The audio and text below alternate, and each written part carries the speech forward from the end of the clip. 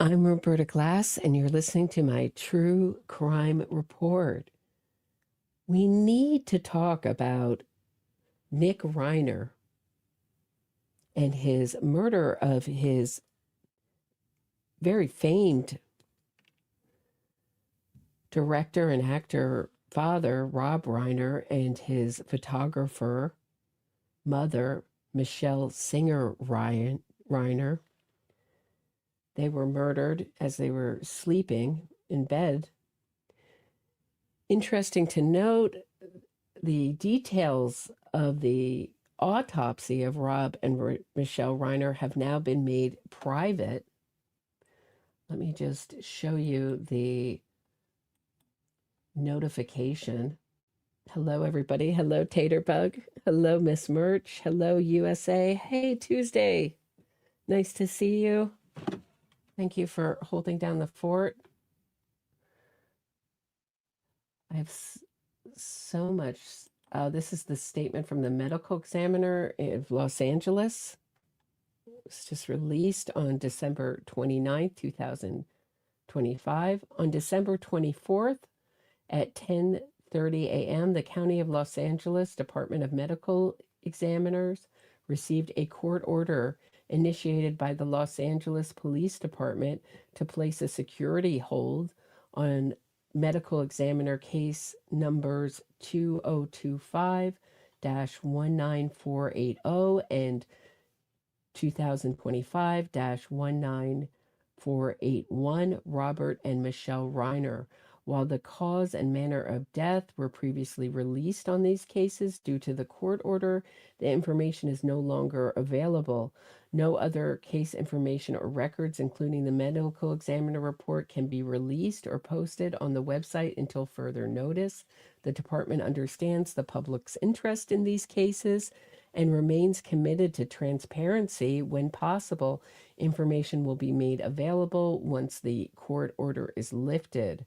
For questions about the court order, timeline, and the law enforcement investigation into these deaths, please contact the LAPD.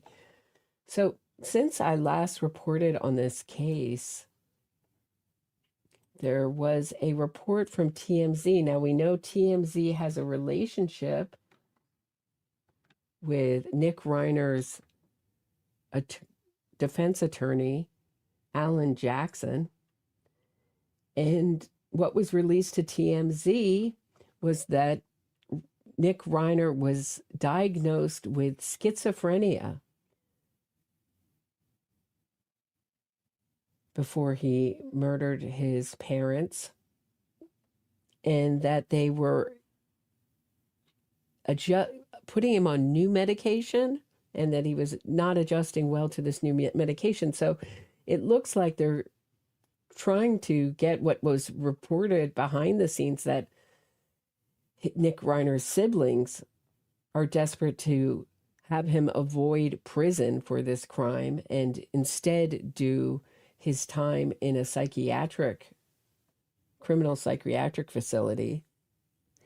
And since it's been reported with no proof whatsoever that this occurred, now if they get into, and why I'm very suspicious is that I saw how Alan Jackson operated in the John O'Keefe case, where he represented John O'Keefe's accused murderer, Karen Reed, and put out things, said things that, or promised things that they never delivered on, and said things that could not be supported by supporting documents, So we've seen no evidence that Nick Reiner was ever treated for this kind of mental illness. And then experts in whose expertise is drugs are trying to blame this crime on the drugs, saying that people like Dr. Drew, that he may have been in some kind of psychosis. And even the mainstream media has now pivoted to say that he was not just struggling, he wasn't just a difficult child. And we now know that the police were called multiple times to the Reiner home, but that he was struggling with addiction and a dual diagnosis of mental illness and addiction. And so the defense has worked. It's now cemented into fact in the public's mind with zero proof whatsoever. And let's take a look. There's one psychiatrist who is skeptical of this and did a video. Let's take a look at why he's skeptical of this schizophrenia diagnosis. This is Dr. Joseph. Take a listen. Based on the information we now have, Nick Reiner is not going to plead guilty to these murders. He is going to plead not guilty by reason of insanity. I think Nick Reiner really wants a trial. This is a man, 32 years old, who never got his GED, never graduated high school, never achieved much without the help of his father. The only thing that he really achieved was, I believe, that he had a internship on Family Guy that was a favor to his father, Rob Reiner. And then he did a movie, wrote in heavy quotations, because when you watch the movie, it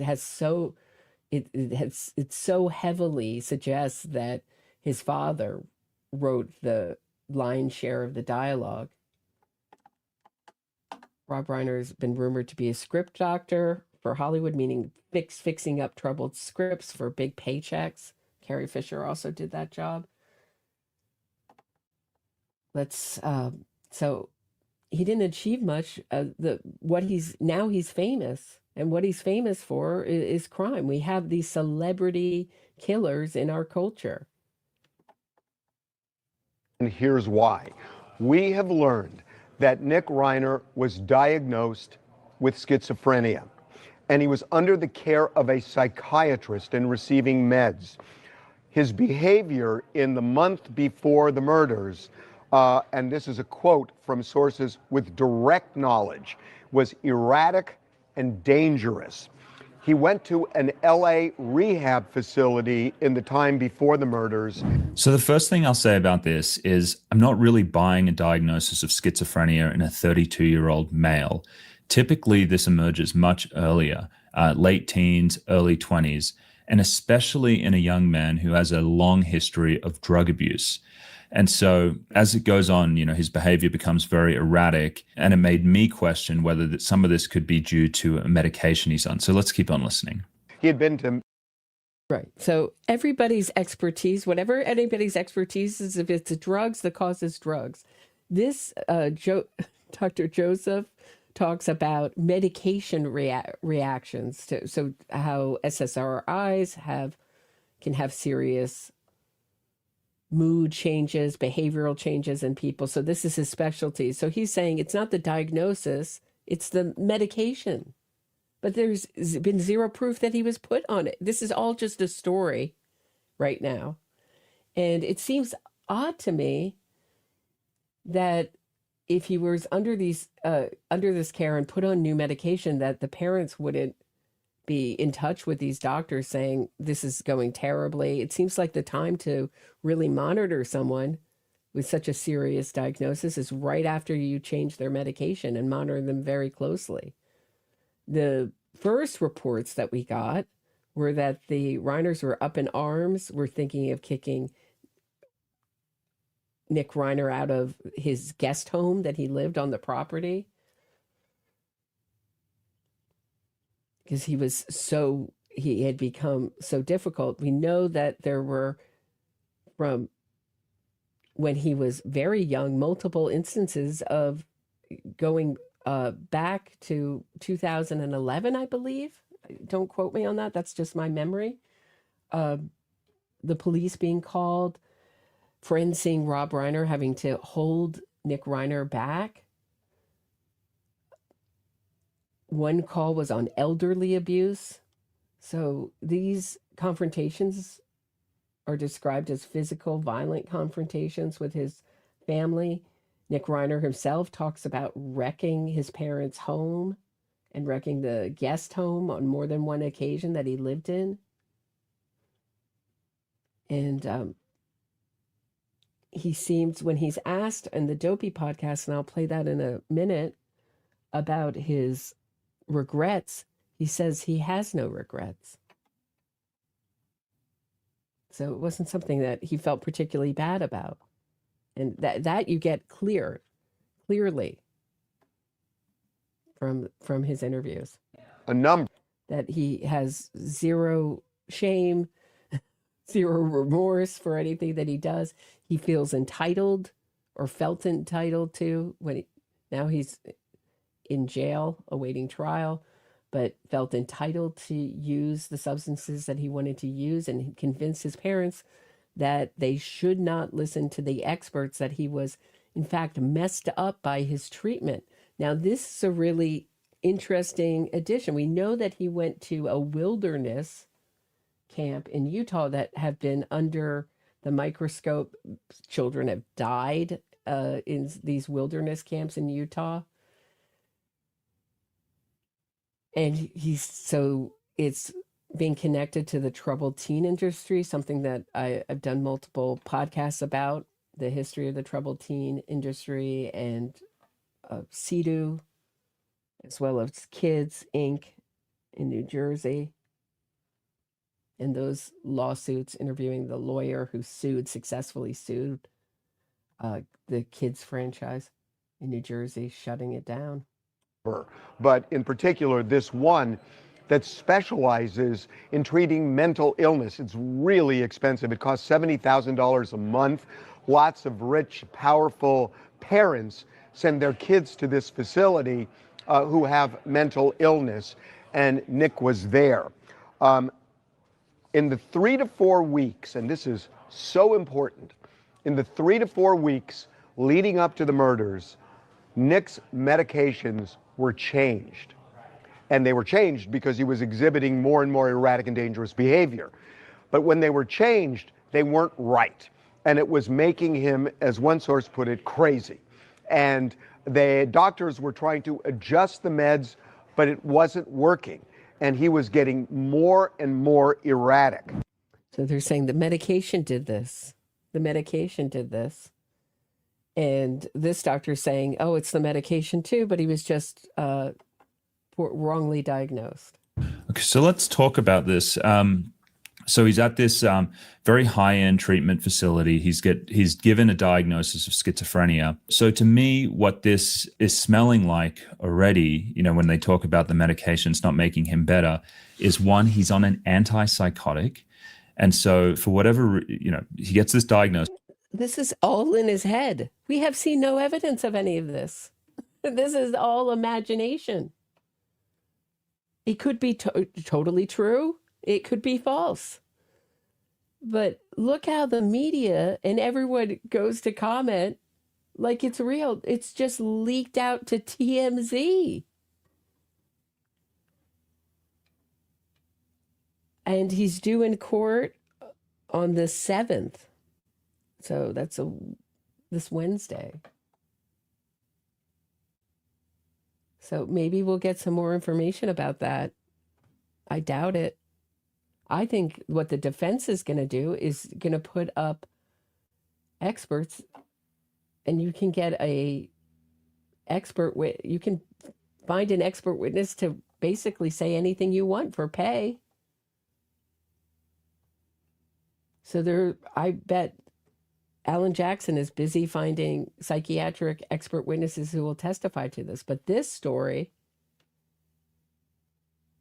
I'm very skeptical of.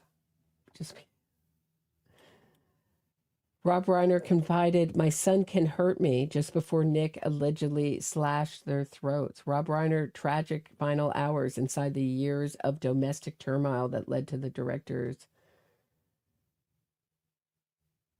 murder, behind the high hedges and security gates of a 13.5 million pounds. This is the IBT Times Brentwood mansion, one of Hollywood's most respected families were living with a level of turmoil few outsiders suspected. On December 14th, 2025, the private crisis ended in horror when director Rob Reiner and his wife Michelle were found in their bedrooms with injuries to their throats. Their 32-year-old son, Nick, now stands accused of their murders. What has emerged since paints a chilling portrait of a family fighting a losing battle against addiction, mental illness, and escalating violence. So apparently these writers know what caused it, that it was mental illness. All while neighbors, I mean, what we're looking at is a medicalization and a normalization of violence. If mental illness were the cause of violence, there would be a lot more of it.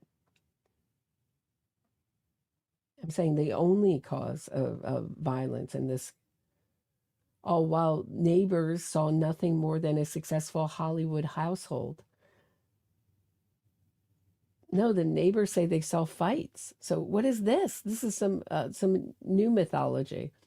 Brentwood is known as one of Los Angeles' quiet, most affluent enclaves, this sort of place where a noisy party is usually the greatest disturbance. Inside the Reiner home, however, police logs suggest a different story.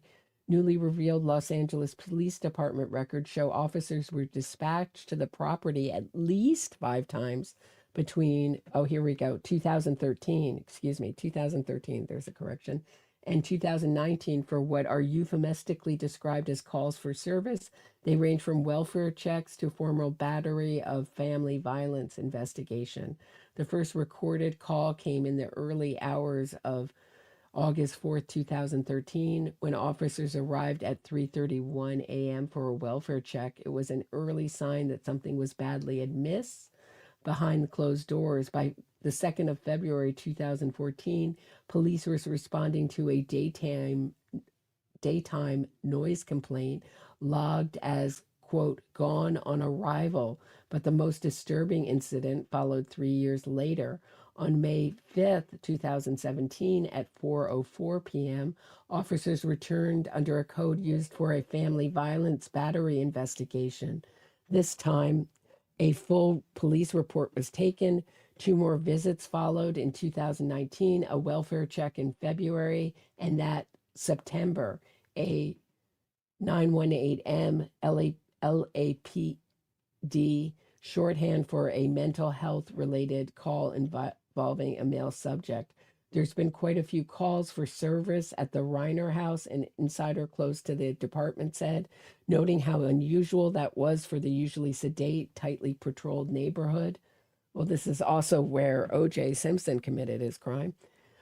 Death certificates now confirm that on December 14th, Rob, 78, and Michelle, 70, died within minutes of each other from multiple sharp force injuries inflicted with a knife.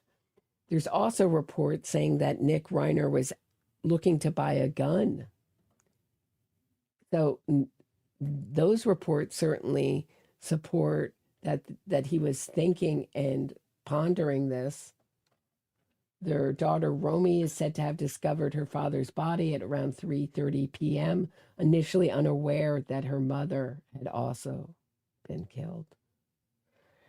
Emergency responders found Michelle just a minute later. Nick was arrested that evening at around 9:15 p.m. near the University of Southern California in Exposition Park. At the center of this tragedy is Nick Reiner, a one-time screenwriter whose struggles with drugs and mental health had been documented for years. Please show me the documentation of mental health issues. He has been charged with 2 counts of first-degree murder. Nick has reportedly been treated for schizophrenia and cycled through rehab at least 18 times since the age of 15. At the time of the killings, he was living in the estate's guest house, a space he previously admitted to trashing. In the months leading up to his parents' death, His behavior is said to have deteriorated after doctors changed his medication in an effort to stabilize him. Those close to the family describe him as erratic, dangerous, and alarming. But family friends say that he was like that from as long as they've known him, and say his parents were increasingly frightened of what he might do. The fears appear to have shaped their final hours. On December 13th, Rob and Michelle attended a Christmas party at Conan O'Brien's home, but were reportedly too scared to leave Nick alone, so brought him along. Witnesses claim he unsettled guests with antisocial behavior, culminating in a loud argument with his father. Wow, so the guests saw this antisocial behavior, and yet what's not being reported is, or not being speculated on, is that he might have antisocial personality. According to one guest, i.e., sociopath or psychopath, he might be a psychopath. According to one guest, Rob, beloved for directing films such as The Princess Bride and A Few Good Men, confided that night, "I'm petrified of Nick." I guess he said, "I'm petrified of him." Meaning Nick Reiner, his son. "I can't believe I'm going to say this, but I'm afraid of my son. I think my own son can hurt me." Within roughly 24 hours, those words would hang over a crime scene. Nick appeared in court on December 17th, wearing the blue ending it all smock and shackles. He did not enter a plea. His formal arraignment is scheduled for the 7th of January. If convicted, he faces life without parole or the death penalty. They're not going to try even for the death penalty. There's been a moratorium on the death penalty since 2019 in Los Angeles and California. So forget it. I don't think this very lefty family, I don't think they're going to be asking for the death penalty in this case. There's been reports from Perez Hilton that Rob and Michelle Reiner's pal, and unnamed, almost everyone who comments on this is unnamed as a source or a friend of the family. Rob and Michelle Reiner's pal thinks couple would want everyone to forgive and have empathy for son Nick after allegedly murdering them. And I think this is a mistake. I think that it was a mistake for the family to hire Alan Jackson. I think Alan Jackson, we've seen how he treats victims' families and victims terribly. I know in this case he's getting paid by they're both the victim's family, the siblings, and they're also family of the alleged perpetrator. It's an awkward position to be in. But this over empathizing, I think, was part of the problem. There seemed to be no limits for the son. Never say no to him.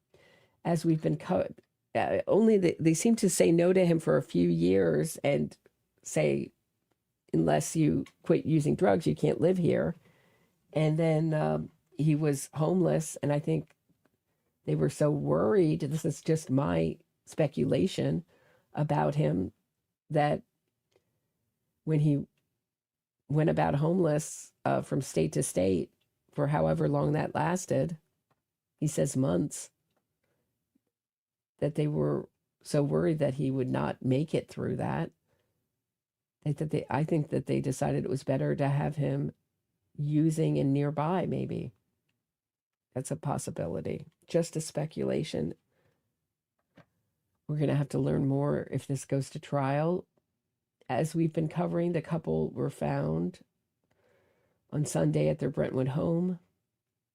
So, okay. Actually, this person was named. Despite his alleged horrific crimes, however, Douglas Schaefer, who produced the 2015 movie Being Charlie, co-written by Nick and directed by Rob, thinks the parents would want people to eventually forgive their son. Yes, really. Their pal told People on Friday there's lots and lots of healing that needs to be done after a tragedy. I think that they would probably want people to feel empathy towards Nick's struggles and perhaps forgiveness down the road. I'm not feeling it. I'm not feeling empathetic. How are you guys feeling? Are you feeling empathetic towards Nick Reiner? I'm not.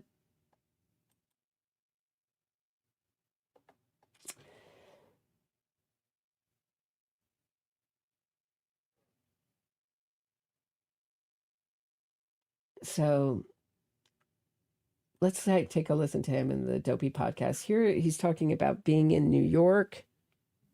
The Dopey podcast put out a compilation of some of Nick Reiner's appearances on that podcast. If you don't know, the Dopey podcast is a podcast dedicated to drugs and other dumb S.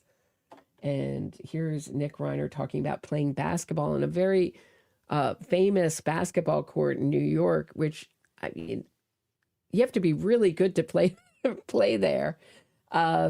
I wouldn't have the confidence to play there, but he did, and he injured his ankle. And here he talks about how he so cared about the podcast that he turned down his favorite type of drugs to appear on the podcast. Take a listen. I call BS, but you guys take a listen to this.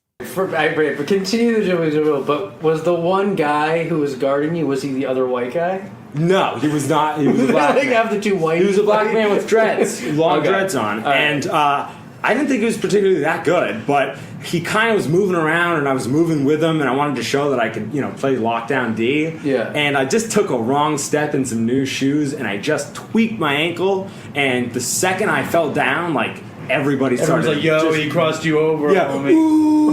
And they started roaring and laughing. Well, that's a classic street basketball moment when somebody does the crossover and the other guy falls down. Yeah, it's breaking ankles. Breaking somebody's ankles. I didn't want to be the ankle broken white boy. The goofy white guy that's flailing on the court, so I got up and I finished the game, and when I got back home, I realized that I think I'd done something really terrible to my ankle.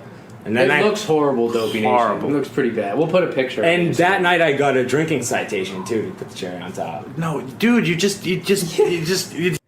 So that's Nick Reiner on the Dopey podcast with Chris from Boston, who relapsed and passed away after the recording of this, and Dave Mannheim, who still hosts the Dopey podcast, also is a waiter at Katz's Deli, one of New York City's greatest delicatessens and oldest, and was featured in When Harry Met Sally. So if you know the famous scene, I'll have what she's having, that's the Katz's Deli. It's just making me hungry talking about Katz's delicatessen.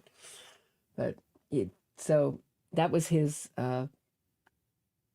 So I think it gets pretty interesting that he talks about going to a doctor that looked like a porn star. I find this story really hard to believe. Let me know what you guys think. And she offered him some kind of unspecified pain pills, and he ignored it because he so desperately wanted to appear on the Dopey podcast sober. This sounds like some sucking up to me, but you take a listen. Killed half of my I have a huge agenda here. That was going to be 20 minutes. Fuck it. I mean, I don't know. I just said it. I didn't mean to. So where? Red flag. So let me ask you a different question though. When the game ended, the dreadlocks guy, did you slap hands and talk to him? He was. I think he was unimpressed with me after that. Did you talk to him at all after? No. Did he smack your ass? Did you guys all shake hands after? Did they do that? No, I chose to get it out of there as quickly as I could. Oh, okay. Because I was just so embarrassed. Put your tail between your legs. Yeah, and I was just trying to play through the pain and look cool, but it ultimately probably exacerbated your injury. Yeah, but basketball was great for me because going along with what we said the other day on Dopey about how what Chris was saying about yoga, and just how that was a great filler, and I've always played ball ever since I was a little kid, ever since I was 6. and I had a knee injury, so I've had like lots of ankle problems and stuff like that. But I still love to just go to the park and play. It's like a great release for me, and it's exercise too.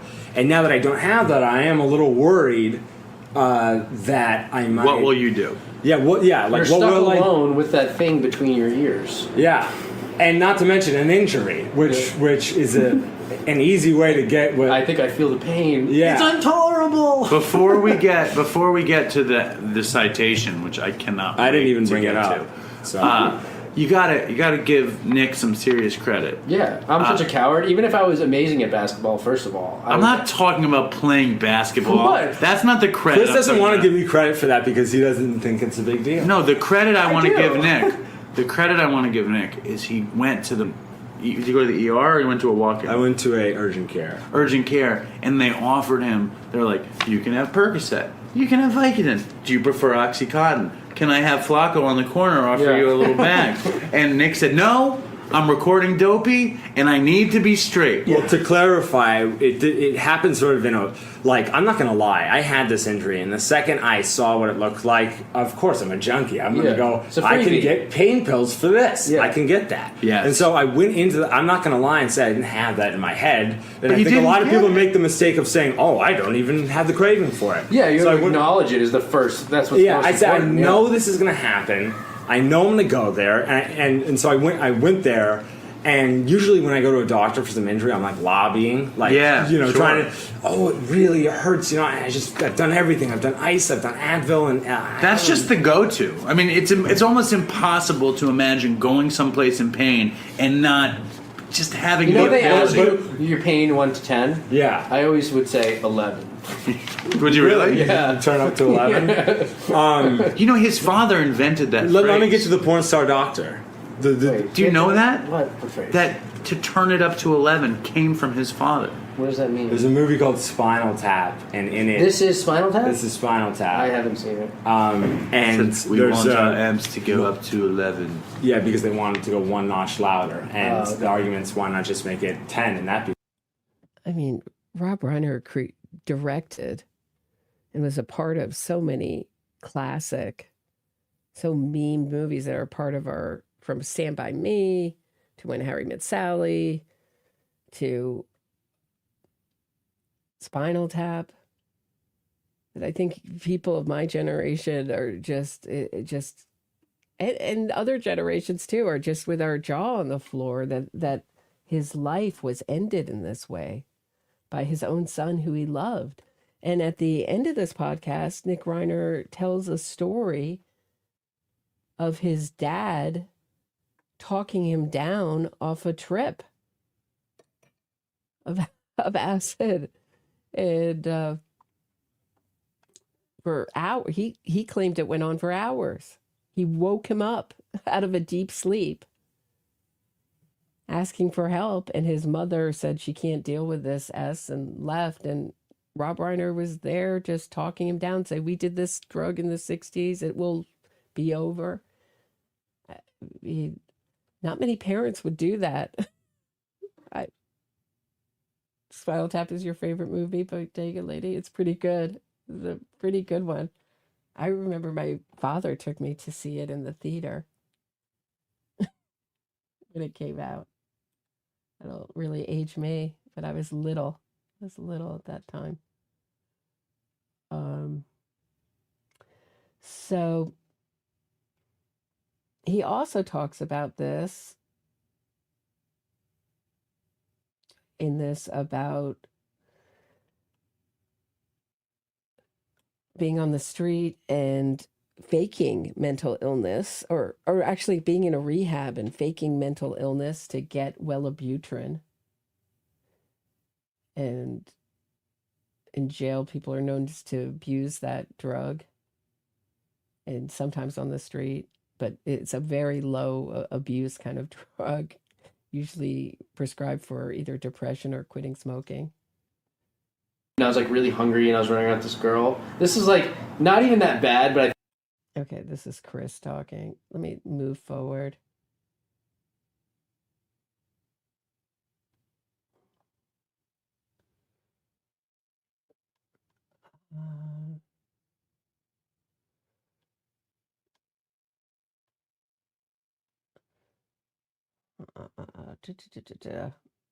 Let me take a quick break and I'll be right back so I can cue this up.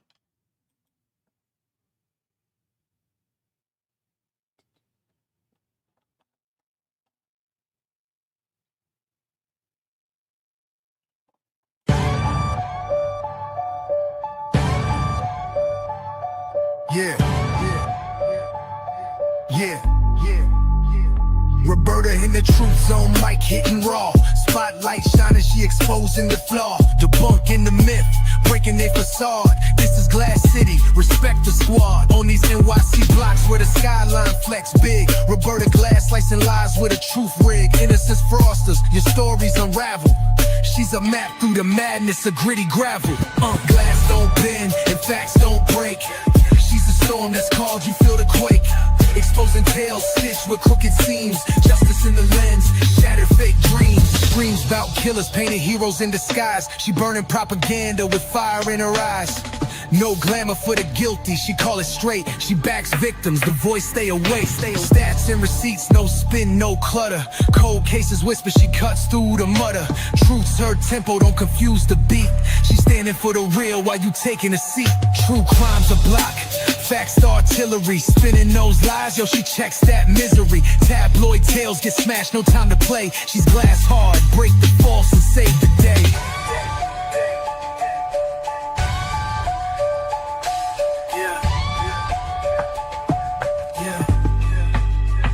True crime's a block, facts the artillery. Spinning those lies, yo, she checks that misery. Tabloid tales get smashed, no time to... Okay, so let's go to the story of Rob Reiner talking him down. Hold on 1 second. It's right. I think it's right around here. Not tripping with your dad because it's so touching. It's a beautiful story. Okay, I'll tell that one story and And then. then we'll stop this episode. So I was actually. Fucking spare I'll just nation any more of this. Yeah, I'll go right into it. So I was with a friend from a program, and we were smoking a lot of pot, and he had a tab of acid on him that he said he didn't want anymore. Just one tab. So he gave it to me, and it was like a Tuesday at 9, in LA, and not the time to trip acid. And being a person with an addictive personality. Tuesday at 9 p.m.? Yeah, Okay. PM. I took it. Yeah. And we were sitting there, and I'd done acid before, but it was okay. We're smoking weed, and then he goes, I have to leave. And I was like, what do you mean you have to leave? It's only been 30 minutes that I took this. And It's not even kicked in yet, it's really. not even kicked in. Yeah. I think I'm just really stoned. It sounds like this is the noisiest podcast. So if you hear children in the back, that is from the original audio, not from me. It sounds like children playing on a playground behind them. And he's like, I've got to go back to my mom. She has to see me. She has to see me get in bed. Da, da, da, da. So I said, okay, fine. So now I do start feeling a little something, and I'm like, okay, maybe it's just placebo. I don't know. I'm just gonna go try to calm down, watch some TV. So I turned on Eastbound and Down because I love that show and I think it's funny and I started to get really upset. I started to get really sad and really bad. And I started to have this thought process of I'm tripping by myself. God forbid I do a horrible thing they jump out a window. I get so disillusioned that I do something crazy. So I was freaking out and it was all mixed into the trip. And it was just around that time when the Cleveland House of Horrors, where that guy Ariel Castro held those 3 women. Oh yeah. And that somehow worked its way into the trip. Yeah.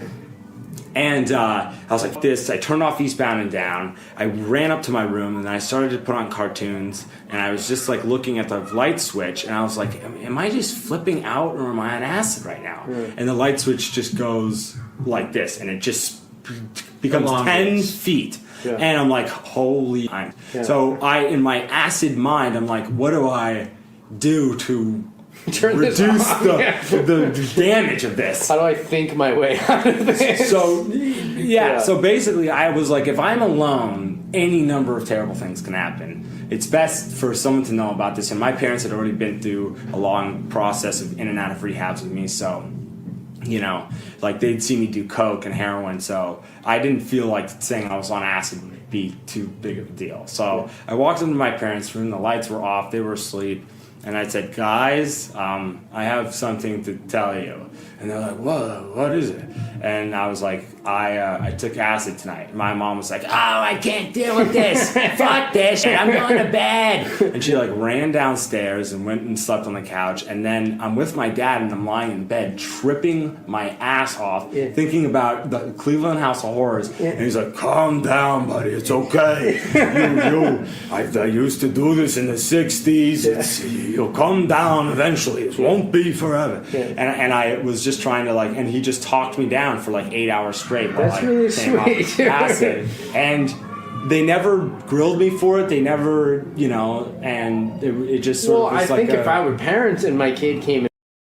So I asked my mother today, I talked to her and I said, Mom, if I woke you and my father's no longer living, but if he were living, you know, if I woke you guys up in the middle of the night and said I was on acid and was scared, would you get it? She's like, nope. Nope, you're on your own. You're on your own with that. So I thought it was a really, I mean, it just shows what a dedicated father, you know, they would have been like, we had work tomorrow. We're not, right? My mom's coming on soon to talk about Prince Andrew and Virginia Giuffre and all the Prince Andrew's latest scandals. But she was like, no way, no way would we do this. Here's just before I finish with this compilation from the Adobe podcast, I thought this was also another pretty fascinating moment where they're reading a quote, and they first they read a quote from a nun about suffering, and then they start talking about what they regret. They ask Nick Reiner what he regrets, and he eventually admits to regretting, essentially manipulating his parents and saying that it was all their fault. That essentially, but that's the theme of Being Charlie, the movie he created, his father directed, and he allegedly wrote. So is that the treatment did not work, very critical of the treatment, and the parents were out of touch to put him in treatment, and that these experts on recovery didn't know anything. And that during the press I read it, I don't know, the last episode I did on this subject, I read Rob Reiner, a quote from him talking about how they should have, from Michelle Reiner, talking about how they shouldn't have trusted the experts. But they didn't seem to do much better either. Maybe, was he beyond help? What do you do? I mean, I'm going to ask my audience, please leave your ideas down in the comments. What do you do with a kid like this? Is the best thing to do cut him off? The gold of godliness. Who said that? Who's the author? Some French nun. French nun. Yeah. Sister It was in The Maryellen. Purpose-Driven Life, which I read in jail. Nice. All right. Well, there you go. That was a good review. And I want... Wait, so what is the number one thing that you regret if you had to pick something? I mean, pushing back against my parents as many times as I did. But I don't think if I hadn't have done that, they would have I'd still be in a program right now. If I hadn't advocated for what I thought I really needed at the time and not to be shipped from one place to another. You would still be... So he says, I didn't want to be shipped from one rehab to another, and I advocated for myself. Basically, I manipulated my parents to say that these experts didn't know anything, and they believed me. And everyone in the Reiner family, the new Reiner myth became, the experts can't help my son. Maybe it's true. Maybe it was true. It was like I've just read an article, one man, trash where they said 18 rehabs. I've also read 17 and I've also read 19. So we'll find out in court. Being shipped around and Yeah. stuff around slippers. I mean, at the time, it probably made me stay in the places longer, but in the long run, I believe it probably showed them a little. I was just trying to say something, but look, hey, I'm not going to get better as many times as you force me to. Yeah. Or get better in this way in your turn. So it's simultaneously a regret and something that you're okay with that you did. There's no regret. What are you guys talking I can't about? Regretting that he What's the went point against of- his parents. Right. This is supposed to be regret. He said it all turned out great. Thank God I advocated for myself or I would have been shipped off to another place. That's called the no apology apology. I mean, it just, to me, it emphasizes his psychopathic personality that I observed, his flat affect, his lack of full range of emotions, his narcissism, his inability to see that he's part of the problem.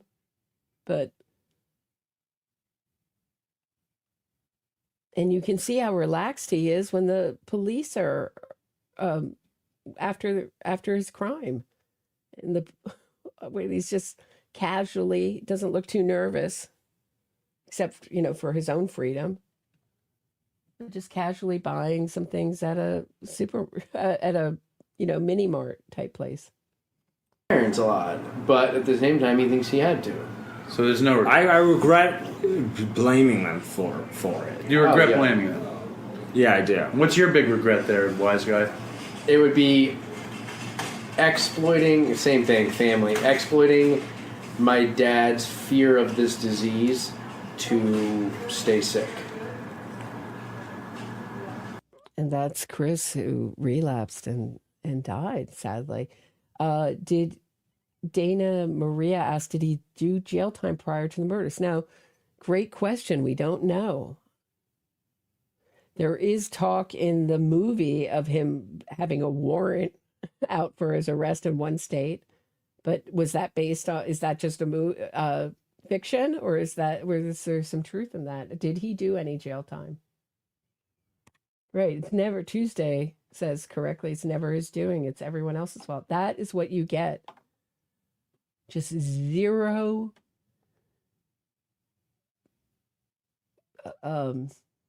accountability, zero remorse, zero concern for others. Yeah, right, Dolly. Nick will perform for the court just like Luigi. Luigi was very smart, and I believe, my theory on Luigi Mangione is that he wanted to kill for his own reasons, whether he wanted to feel like what it was like, or he just wanted to, and he knew that if he attached it to a cause, that he would get support and maybe get off with it. And boy, was he right. He was asking people in jail about the press, saying, are people reporting on me or my cause? Because that's what he wants. He wants it to be he wants to, people are considering this a righteous murder. Talk about normalization of violence. It's wild. So, yeah, really good question. So, I wanted to show you a little bit different perspective. This is a PhD, Stanton Same now. He's passed now, but he wrote a book called Inside the Criminal Mind. And he talks about criminals being that criminals are not hapless victims of poverty or bad parenting or societal ills. They actively reject positive influences, and that they so Same now talks about criminals making conscious choices to engage in destructive behavior regardless of their circumstance. They exploit the search for causes to offer even more excuse for their crimes. Remind you of anyone? Focus on thinking and not clues, understanding how criminals think, their decision-making process, expectations, and self-perceptions is crucial for effective policy and intervention. This approach shifts the focus from external factors to internal drivers of criminal behaviors. While environmental factors may present challenges, they do not determine a person's path. Many individuals from similar backgrounds choose not to engage in criminal activities. Certainly, we're not seeing the Brentwood neighborhood exploding in crime, highlighting the importance of personal responsibility and individual choices. So, one of the parents are often unfairly blamed for their children's criminal behavior. Many parents of delinquent children are responsible, caring individuals who have done their best to raise their children well. And the criminal children often reject their parents' values and guidance, actively choosing a destructive path despite their parents' efforts. This rejection, not parental inadequacy, is a key factor in their criminality. And children have different temperaments from birth, and some are inherently more challenging to raise. Parents cannot change a child's basic temperament, but they can control how they respond to it. So he rejected peer pressure. School is a battleground, not a sanctuary for the criminal mind. Criminals are often alienated from school because their objectives have little relationship to academic learning. So Nick Reiner certainly had the same outlook, didn't even get his GED, dropped out of high school. They exploit the school as an arena for crime or as a cover for it. You can hear in one of the Dopey podcasts, the podcasters encouraging Nick Reiner to go back to school and get an education. And he seems totally uninterested in it.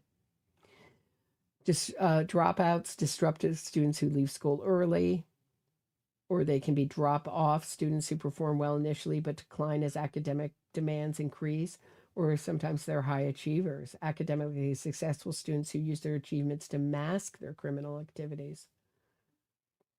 Work is a means to end, well, he never worked really.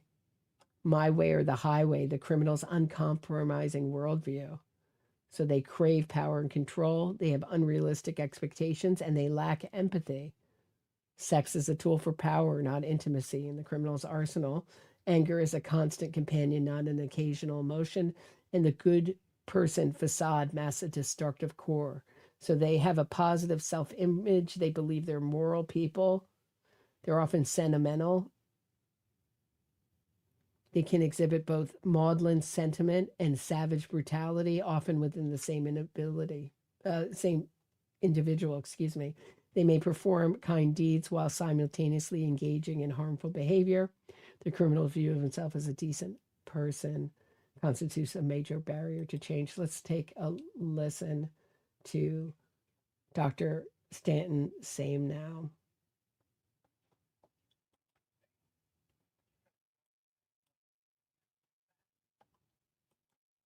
Am I sharing this? Hold on one hot minute. No, I'm not. Hold on. Let me remove it and share my screen.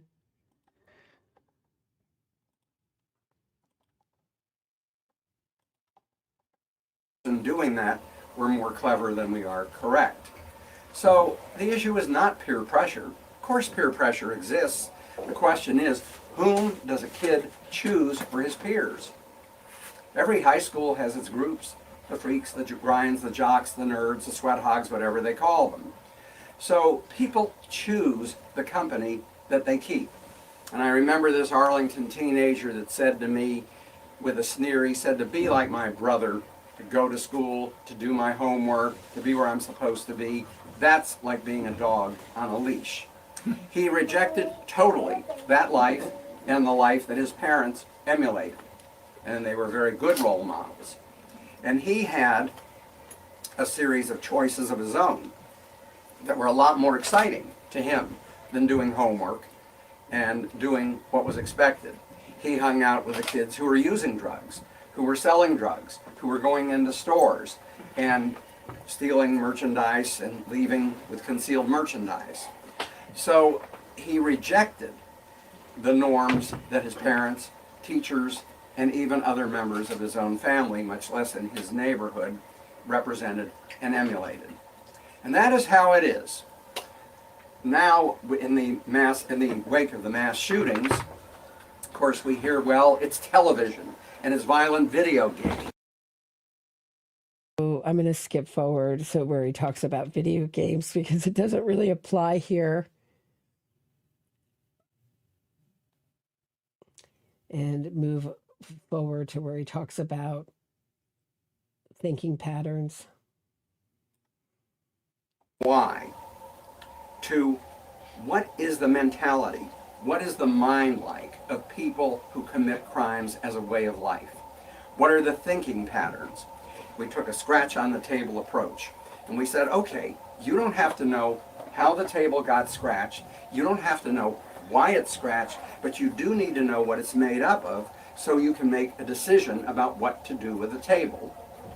The analogy being, once we stopped going down the road of why, a new vista opened up, and that was a study of thinking. Behavior is a product of thinking. What I'm saying to you right now, and if I falter over a word, it's because one thought is intruding upon another. Proverbs, as a man thinketh in his heart, so is he. Parenthetically, I should say I'm going to be using the pronoun he, but the patterns do apply to females as well. So we started to look at thinking, and we found that there is a way of thinking common to people who make crime a way of life, regardless of what they're arrested for.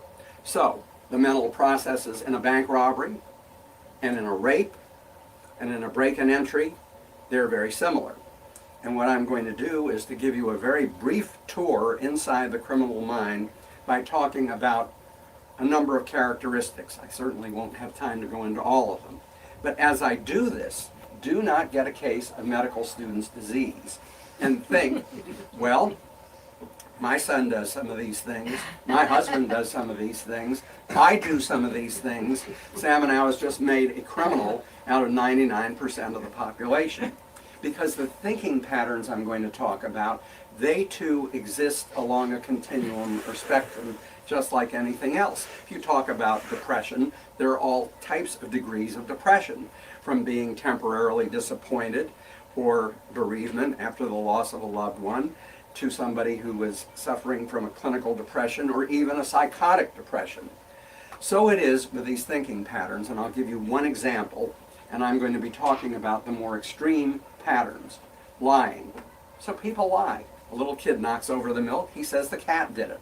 I ask you, how do you like this tie? You think it's hideous, but you say, oh, it's nice, because you know, what's the point of getting into it about the tie?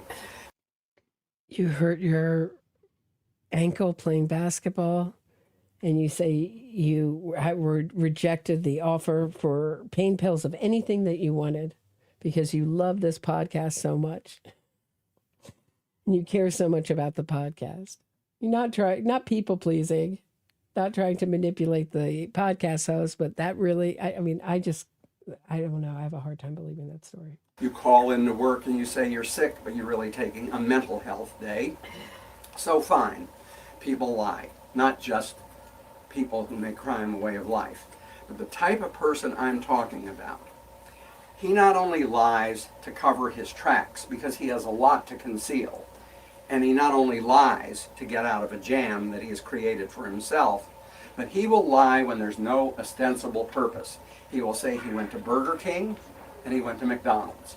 So we see this all the time in confessions. Criminals lie about they lie about things to minimize their involvement, but they also lie about things just to lie. Just to lie. And so many people in the true crime community go, well, why would they lie about that detail?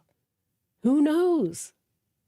But very seldomly are confessions 100% true. And this is why there are many reasons why the police look for things to verify what the criminal's saying. One is because they have to present it in court and they have to have veracity. But to take anything we also in the true crime community I hear people say, well, why would they do this? It's not logical.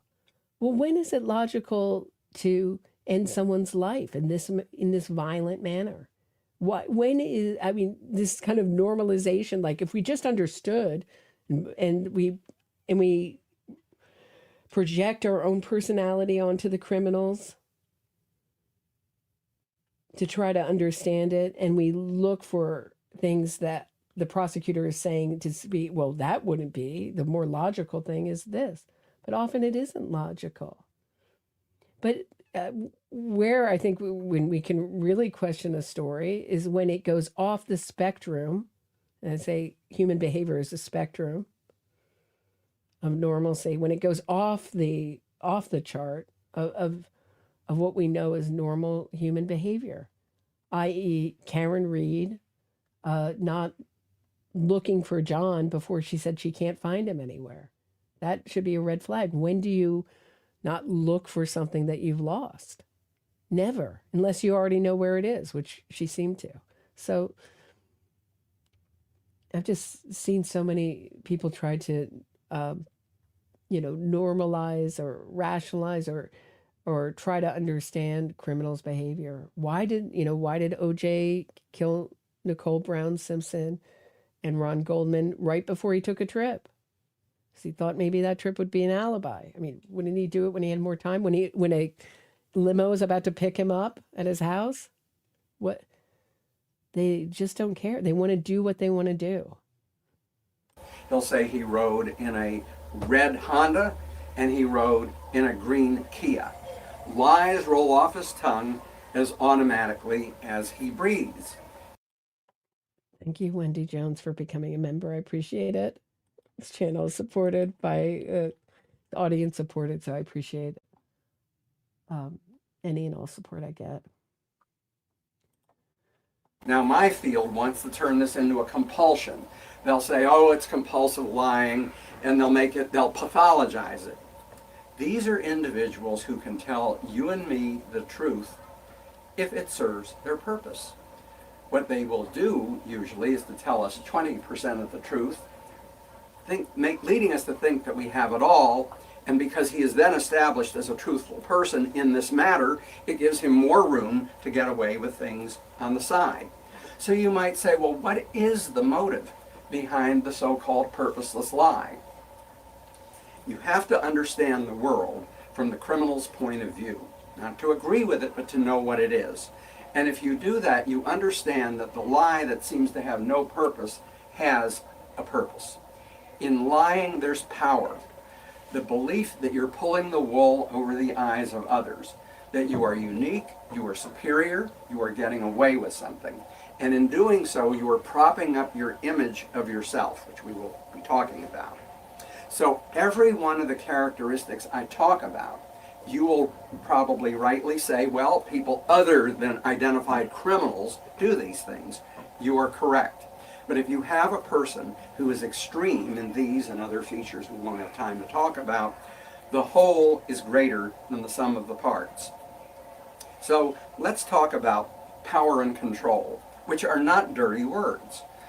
Power and control responsibly exercised and earned, no problem. Police officers are. So I just want to thank some supporters who contributed by Venmo. Tammy, thank you so much for your very generous Venmo donation. Pepper, thank you so much. Shelley Flynn and Jan, thank you so much for supporting the podcast via Venmo. Links are in the description of this and every episode. You can Venmo, buy me a coffee, Patreon, where you get access to content you won't find anywhere else. All great ways to support the channel. Thank you. Entrusted with power. If you have a person with a criminal personality, though, who's a police officer, you will have excessive force. You will have an officer who can be bribed. You will have an officer who confiscates drugs and then uses or sells them. You'll have an officer who does not get along with his colleagues on the job. So we're talking about then people who pursue power for its own sake, control for its own sake. Their view of themselves as human beings is very tied up in being in charge. They must be the hub of the wheel around which everything revolves. As one man said, I would make myself into a little god at every turn. These are individuals who are A little god. And this is something that people who were familiar with the Reiner family say is that Nick Reiner was getting all of the, or most of the parents' attention and concern over the other kids who were going to school, etc., doing the right thing. Are very, very difficult. They're often, by the way, quite talented. And because they're talented and because they're skilled, people make allowances for them. So this is interesting. They're often quite talented or skilled. I think you could talk about the exception because of his incredible wealth and his father and his grandfather talent, Carl Reiner. But Nick Reiner seemed to have no interests besides substances and not a lot of interests or talents.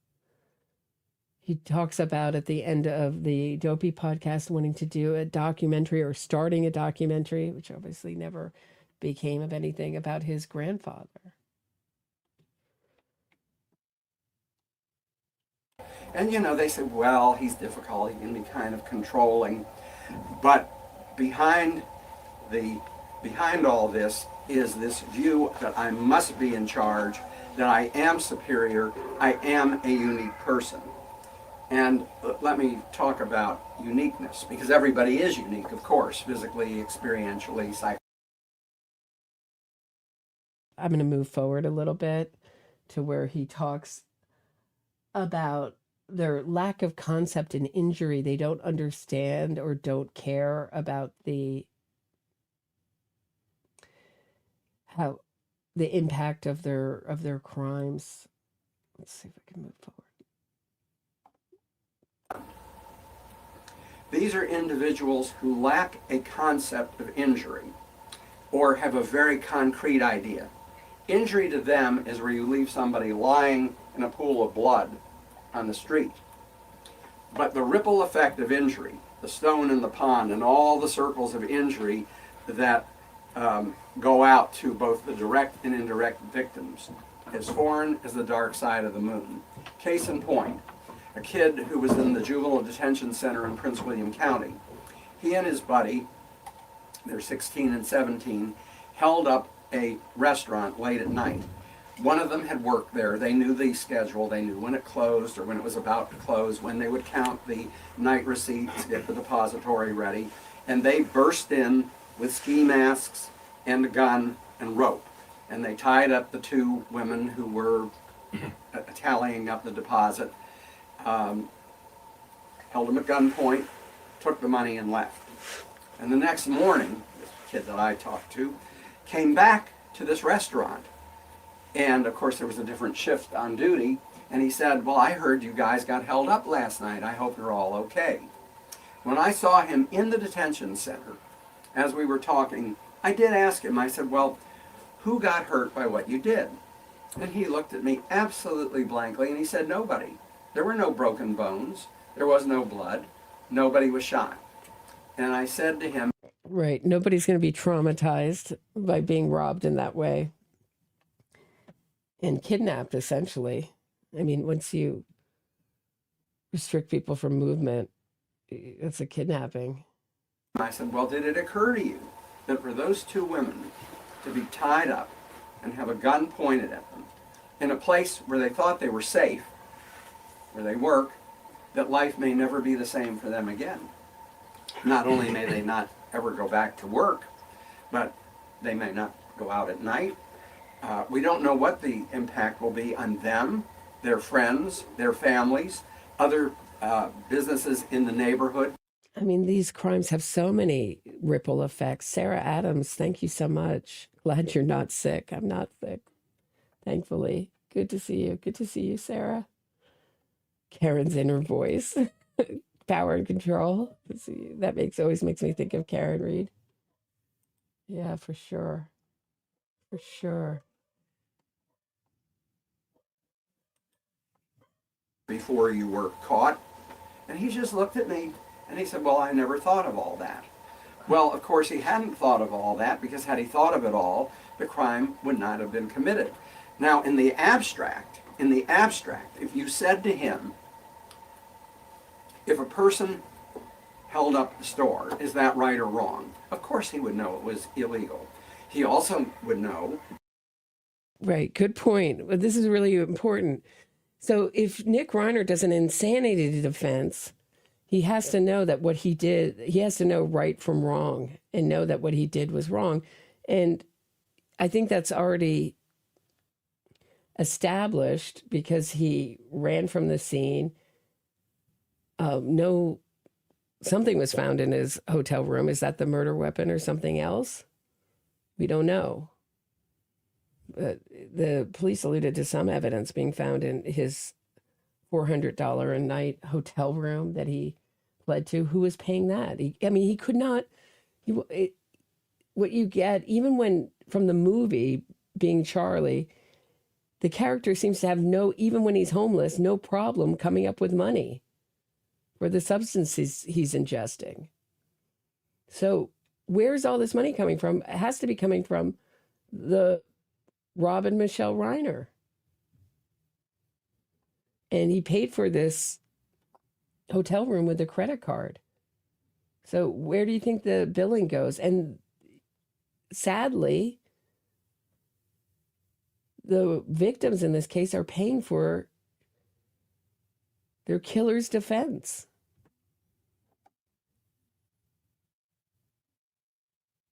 And I think this is this desire to normalize, to relate to killers, to normalize violence, to see killers as really victims, I think is a real problem. And later on, so in addition to all of those characteristics that he talks about them having a really weak sense of or fragile egos often, as narcissists often do.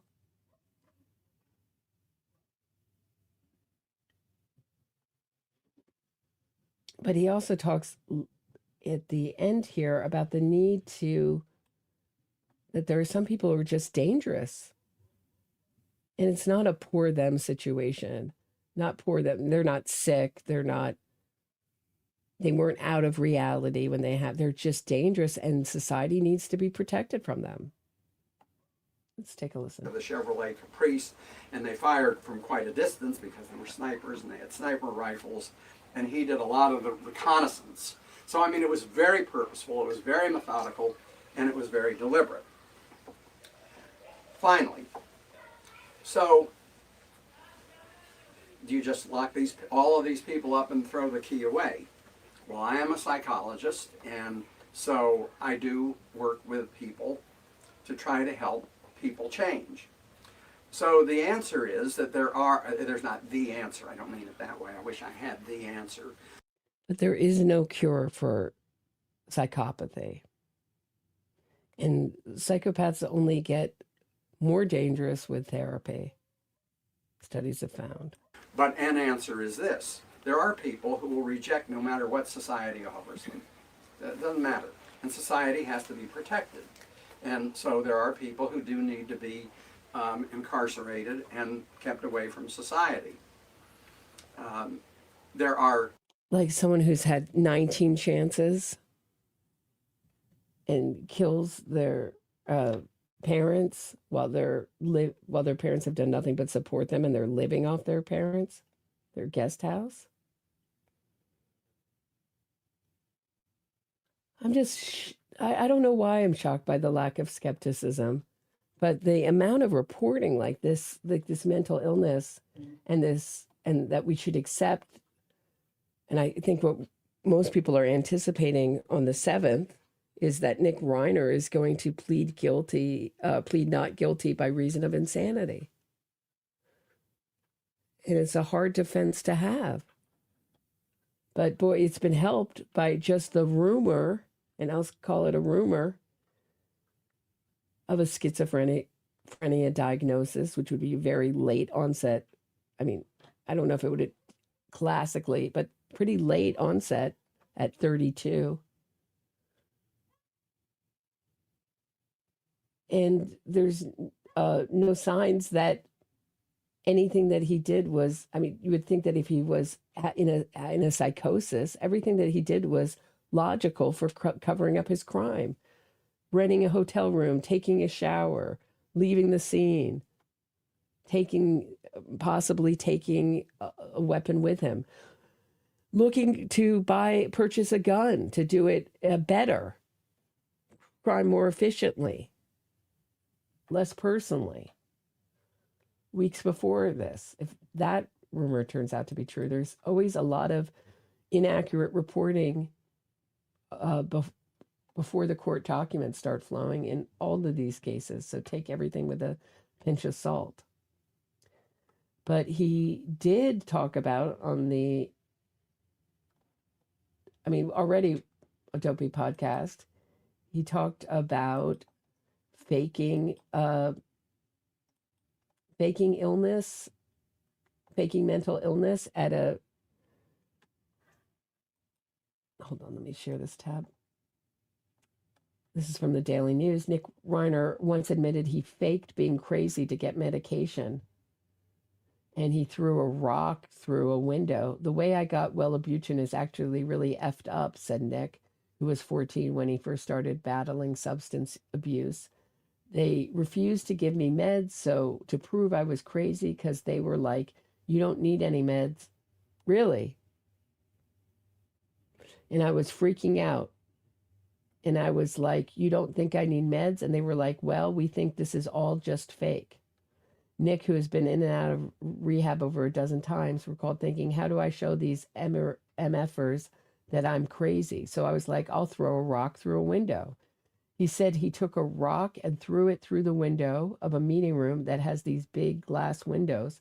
Some woman saw me and she ratted on me and they put me on Wellabutrin, which was later the drug that he injected on the streets with a homeless guy. That's what he says. That's his story. To get effects from it. So earlier in the podcast, Nick said that, well, he doesn't believe in regrets. He regrets blaming his parents. I've relayed you that. This was at Alina Lodge, where he threw the rock through the window and then he got medication for it. He did not immediately respond to the Daily News request for comment. Nick was arrested on the night of December 14th, hours after his sister Romy discovered the remains of their 78-year-old father, the beloved director of hits like The Princess Bride and When Harry Met Sally. Romy later learned that their photographer mother, 70, had also been slain. 2 days later, Nick was charged with 2 counts of first-degree murder, for which he faces life in prison without parole or the death penalty. I love how they put that. Sources like Alan Jackson told. So Alan Jackson, I played this before, go back, got reprimanded in the Karen Reed case for his lack of candor with the court, i.e. lying to the court, and his repeated misrepresentations to the court, i.e. lying to the court, and he also lying to the jury and eliciting perjured testimony. And he got a verbal reprimand that meant nothing in that case. But that did happen in the Karen Reed case. This will tell you the caliber of the lawyer that the family has hired. And I would think that Alan Jackson, with his tremendous wealth and success as a fraudster lawyer, he once ran for DA unsuccessfully in Los Angeles, that he ran in the same circles as the Reiners. And what a mistake it is for this family to hire him. And I think that if this should go to trial, we are going to see victim blaming like no other in this case. So right now, Nick is in solitary confinement and will remain on ending it all watch until a doctor clears him, which could take a long time depending on his mental health. So actually, before I go, I just wanted to show you this. Letters to the editor. So this is written by a former defense attorney. This is to the Los Angeles Times. Expert opinions on Nick Reiner's legal battle could be misleading. I hope the public reads articles about the Nick Reiner case with a grain of salt, particularly when experts give their out-of-court opinions. Right. Every expert concludes with what they know about. So if it's for Dr. Drew, it's drug psychosis. For Dr. Joseph, it's a bad reaction to medication or medication side effects or wrongly prescribed medication side effects. Experts give their out-of-court opinions on the mental state of the accused. Nick Reiner's mental state at center of murder case inside the looming legal fight, December 24th from the Los Angeles Times. For example, a former prosecutor was quoted in this article as saying, if you're capable enough to have an argument with your parents at a Christmas party, you are not insane. This is not true. Arguing with people prior to killing them does not prove the accused was sane at the time of the killing. Jury instructions require deeper considerations when insanity is alleged. As an attorney in the public defender's office for 35 years, I've handled multiple family murder cases. I never ruled out insanity because I needed a defense for my client. No, she writes, I never ruled out insanity because there existed facts of an argument dispute where the parties close in time to the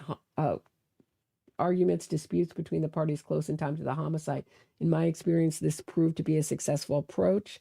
The article quotes another former prosecutor opining that jurors may see the insanity defense as an excuse and believe a finding of insanity will result in the accused being relieved of legal responsibility. Yeah, he'll be in a cushy, compared to prison, a cushy psychiatric facility. This too misses something important. The jury can be instructed that a finding of insanity results in placement in a locked state mental health hospital. Release is rare for an individual who committed a killing. What about the attempt on Ronald Reagan's assassin? He's out. Family cases are heartbreaking for everyone, including attorneys on both sides. Out-of-court statements by experts and attorneys not involved in the case can be misleading. Well, this whole letter is an out-of-court statement by experts and attorneys who are not involved in the case.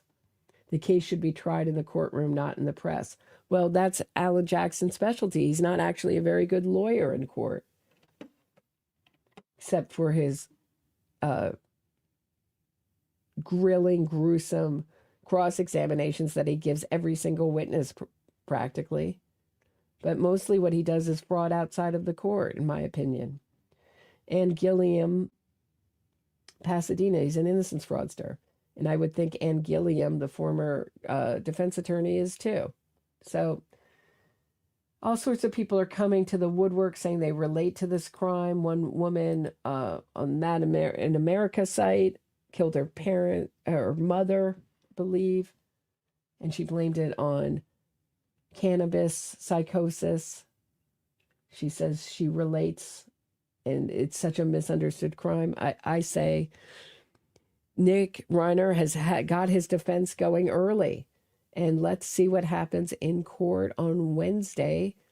I hope to cover it. Thank you so much all for listening. I will be back with more true crime content tomorrow.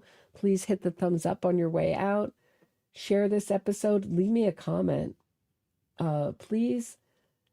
And subscribe to the channel. If you'd like to support the channel, links to Venmo, Buy Me a Coffee, Patreon in this and every episode. Have a great night, everyone. I'll see you tomorrow.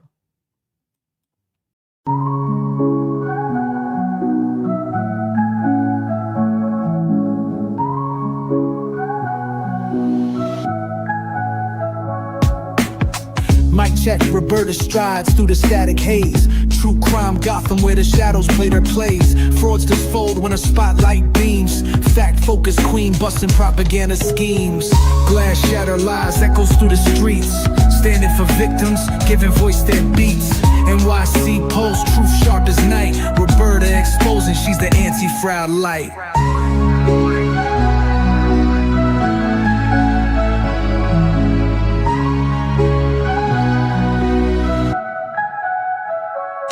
hard task warrior, dissecting state and defense, twisted innocence, claims breaking pretense. Gotham's truth seeker cuts clean with the blade. Facts in the forefront, no justice gets swayed. Cold facts drip heavy, real talk unfurls. Cracking cases open like oysters with pearls. Innocence gimmicks crumble to dust in the wind. For victims, her creed, justice till the end.